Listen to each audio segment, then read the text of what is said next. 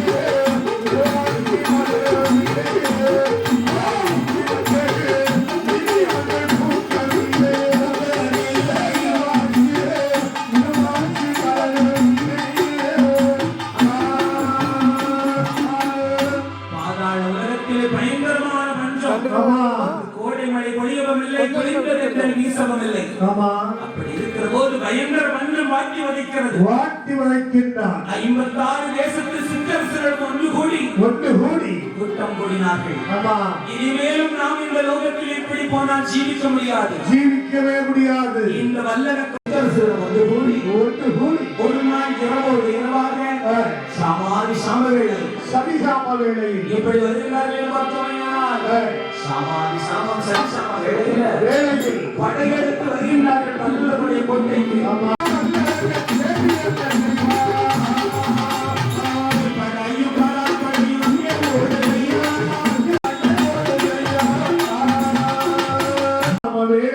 வல்லரத்துடைய கோட்டை சுற்றி ஒரே சத்தம், ஒரே சத்தம், எந்த சத்தம்? ஆமா, கேட்கிறான்.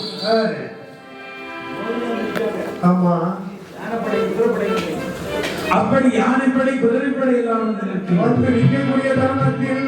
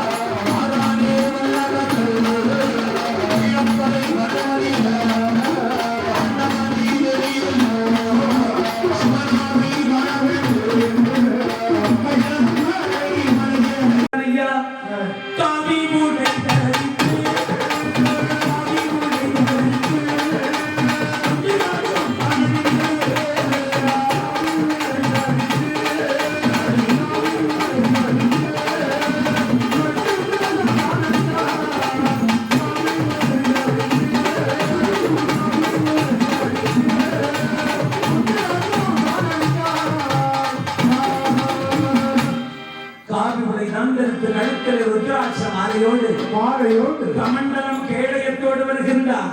பகவானே நீ தவம் இருக்க வேண்டும் என்று என்ன செய்கிறான் பார்த்தோம். ஆழ பொடி எடுத்து அதில் வந்து தானடிக்கு அச்சு சிப்பி ஆலம் சிப்பி அரசன் சிப்பி கொரசன் சிப்பி எல்லாம் போட்டு எப்படி தவம் செய்கிறான் பார்த்தோம். ஆழமல்ல குழி எடுத்து அதில் விறகை தானடிக்கு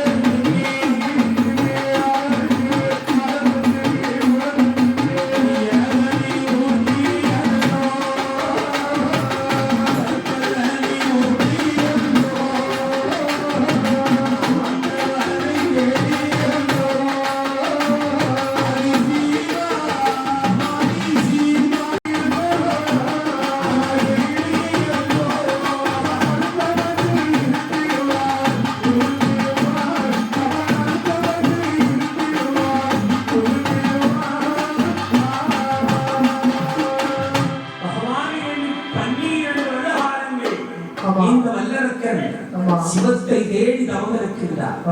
என்னுடைய தவ வலிமை அக்கினி ஜுவாலையானது ஆதி கைலாசத்தை எட்டுகின்றது. பார்த்தார் பகவான் எம்பெருமான் ஈசன் பரம ஈசன் கடைக்கண்ணன் பார்க்கின்றார். ஆஹா, அரக்கனுடைய தவ வலிமை அற்புதமானது. சரி, அரக்கனை பார்த்து வருவோம் என்று சிம்மாசனத்தில் அப்படி எழுகின்றார். மனதில் நினைக்கிறார், அரக்கன் ஒருவருக்கு வரம் கொடுக்க போவதனால் கைலாசத்தில் குழப்ப வேண்டாம்.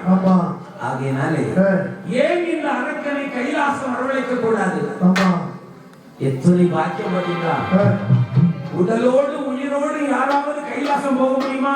முடியாது. அப்பேற்பட்ட பாக்கியத்தை பெற்றவன் இந்த வல்லரக்கன். சரி, முன்ன பின்ன போயிருந்தா வழி தெரியும். இவனுக்கு வழி தெரியாது, வழியும் தெரியாது.